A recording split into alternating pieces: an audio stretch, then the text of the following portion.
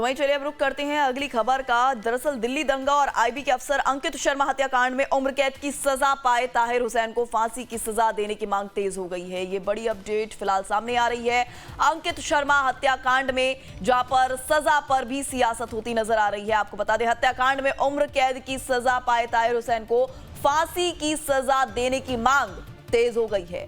IB अफसर अंकित शर्मा की family ने लोअर कोर्ट के फैसले को लेकर कहा कि अगर यह मामला हाई कोर्ट में जाता है तो ताहिर हुसैन समेत सभी दोषियों को फांसी की सजा होनी चाहिए। इधर दिल्ली की सीएम रेखा गुप्ता ने कोर्ट के फैसले का स्वागत किया है। आम आदमी पार्टी समेत अरविंद केजरीवाल पर ताहिर हुसैन को संरक्षण देने का भी आरोप लगाया। तो वहीं दिल्ली सरकार के मंत्री कपिल मिश्रा ने भी आईबी अफसर अंकित शर्मा के हत्यारे को फांसी देने की मांग की है।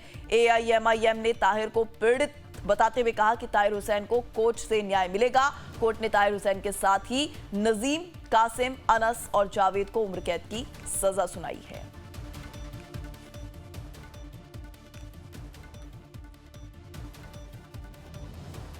वहीं अब इसी पर ज्यादा जानकारी साझा करने के लिए हमारे साथ हमारे संवाददाता रोमानुल्लाह खान जुड़ चुके हैं। रोमान, जिस तरह से यहाँ पर देखा जा रहा है कि अब इस पूरे हत्याकांड पर जो कोर्ट की तरफ से आदेश सामने आया है, जो सजा सुनाई गई है, उस पर सियासत तेज होती नजर आ रही है। फांसी की सजा की मांग की जा रही है। रेखा गुप्ता भी समर्थन कर रही हैं। क्या कुछ जानकारी?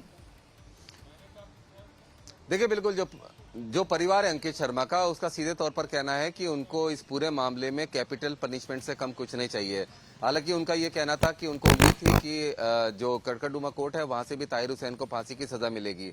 लेकिन बचाव पक्ष का कहना है कि ताहिर हुसैन की वहां पर लोकेशन और तमाम ऐसे सबूत थे जिससे ये स्टेब्लिश नहीं हो पाया कि डायरेक्टली ताहिर हुसैन हत्या में शामिल था। ऐसा बचाव पक्ष का कहना है। हालांकि पुलिस का कहना है कि उसने पूरे सबूतों को संकलित किया था।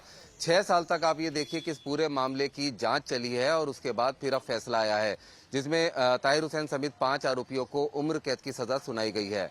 लेकिन जो पुलिस है और साथ ही साथ जो अंकित शर्मा का परिवार है, उसका सीधे तौर पर कहना है कि उनको इस पूरे मामले में कैपिटल पनिशमेंट चाहिए और इसके लिए वह हाई कोर्ट का रुख करने की बात भी कर रहे हैं।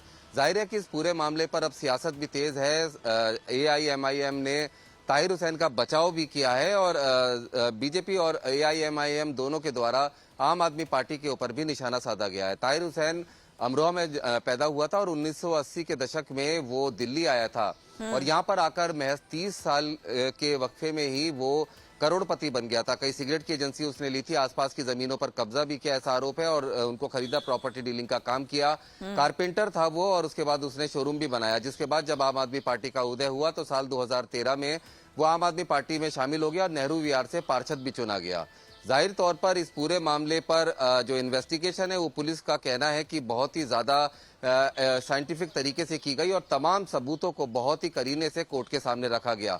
अब ऐसे में कोर्ट का जो विवेक था उसके आधार पर ताहिर हुसैन समेत 5 आरोपियों को उम्र कैद की सजा सुनाई गई है।